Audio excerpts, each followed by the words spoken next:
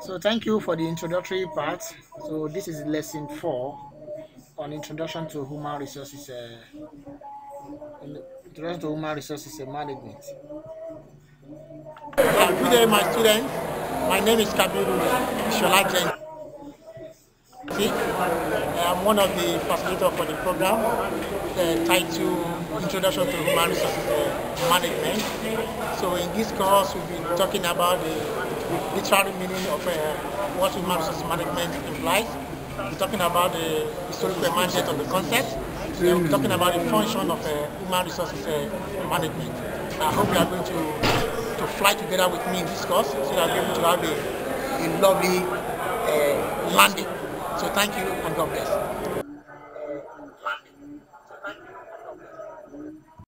So you are welcome to lesson 4 on introduction to human resources management.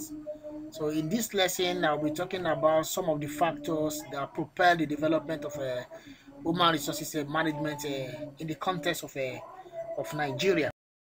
So these are the learning objective. What I want my work class students to familiar themselves with after the whole lecture.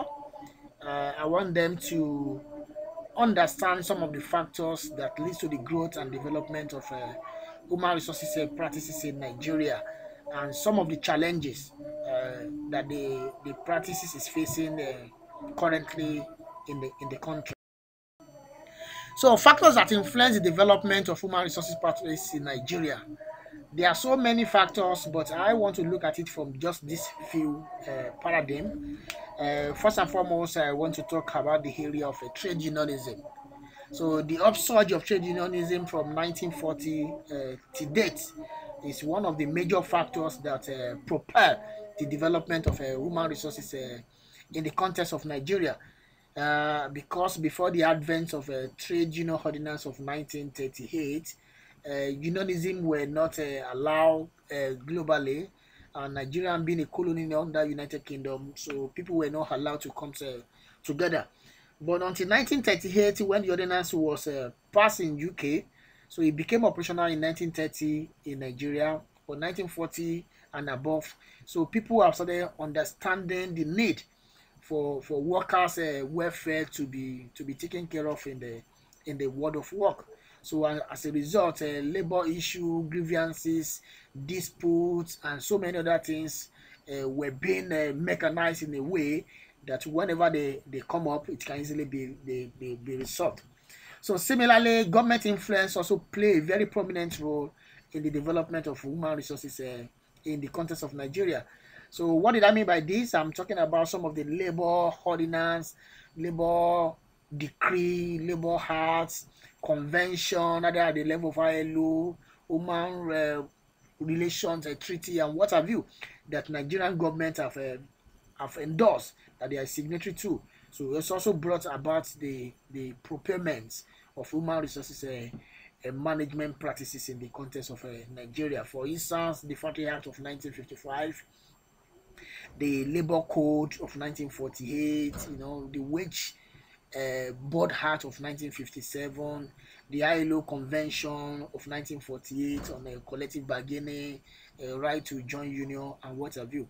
So all of these things, perhaps because Nigeria is a signatory to some of these convention and the international treaty, so it makes government to look at what is happening in labor legislation, and as a result, human resources management was able to be given some kind of a space in the context of Nigeria.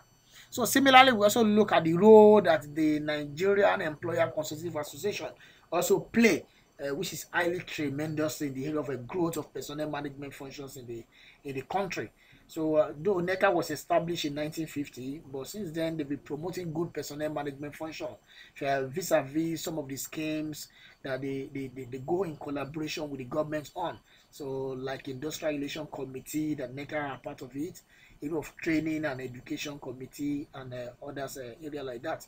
So apart from the area of trade unionism, area of the role that NECA play, government legislation, industrialization is also one of the factors that bring about procurement of human resources practice in the country.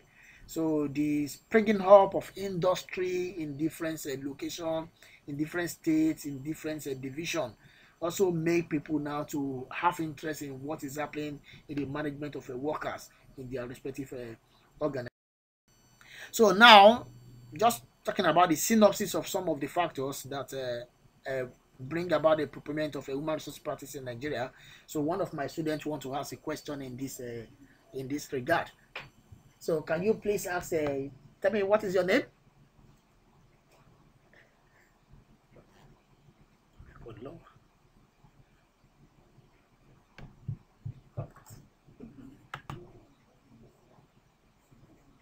Your name, please. My name is Adejoke Alaronrodiat. Prof, sir, what is the meaning of industrialization? Okay, thank you very much, Adejoke Alaron, for that wonderful question. So when we say industrialization, we are talking about concentration of industry in a particular area. That is when we have two more of industries situated in a particular location. That is what industrialization means. So, but this particular concept of industrialization also prepared the practice of human resources management, in the sense that in different individuals industry, we have a workforce that work for them. So as a result, how they manage this particular workforce in an organization now become a key to so many people in Nigeria, that these people that are working in different organizations, how were they able to manage them in the area of recruiting them, in the area of training them, in the area of motivating them, paying them, and what have you. So this particular concept of industrialization prepare the practice of a human resources management. So which today people are now key into in the context of Nigeria. So thank you very much, Adejoke Alaron, for that question. So perhaps other students who want to ask questions too, or you are okay with the lecture. Okay, so I consider the lecture is okay for other students. So thank you very much, and God bless you. Have a pleasant day. So now, having discussed the factors that prompt the development of a trade unionism in the context of Nigeria, I just want to cap it up so that my students will be able to understand the synopsis behind the factors that lead to industrialization, human resources management in Nigeria. So the growth, just like I mentioned, of trade unionism in Nigeria is attributable to a number of factors. So which include, as I mentioned earlier, the enactments of Trade Union Ordinance of 1938 that gave a legal recognition to the formation of trade unionism. That is, 5 or more people can now come together now to form trade unionism. So unlike before, that people were not allowed to unionize, so which later affect their welfareism in the world of work. So the Trade Union Ordinance of 1938 is one of the factors that led to the human resources management in the context of Nigeria. 2 is the area of a government influence, just like I mentioned, in the area of labor legislation. So like the Trade Union Act of 2005, like labor conventions, like labor decree by the military. So all these legislations also influence the practice of human resources management in Nigeria. So again, is the role played by Nigerian Employer Consultative Association.